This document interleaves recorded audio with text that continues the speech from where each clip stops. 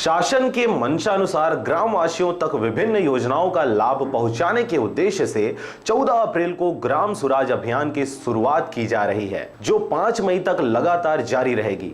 साथ ही 24 अप्रैल को पंचायती राज दिवस के अवसर पर विशेष ग्राम सभा का भी आयोजन किया जाएगा। इस हेतु जिला स्तर पर सारी तैयारियां पूरी कर ली गई हैं।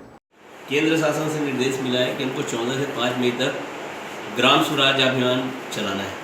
इसमें विशेष तौर पे CACB का जो सौभाग्य योजना है, उजाला योजना है, उसके बाद खाद्य विभाग का उज्ज्वला योजना है, इसी तरीके से इंद्रधनुष मिशन था जो स्वास्थ्य विभाग का, उस पर हमको विशेष फोकस करना है। उसमें कुछ 42 पंचायतों को हमने प्राथमिकता में लिया है, जहाँ पे हमको सभी लोगों को विभिन्न योजनाओं का लाभ प्रदान करना है। इसके अतिरिक्त विभिन्न इवेंट हैं जो 14 तारीख से चालू होंगे, जो 5 मई तक चलेंगे, जो विभिन्न पंचायतों में मनाया जाएगा।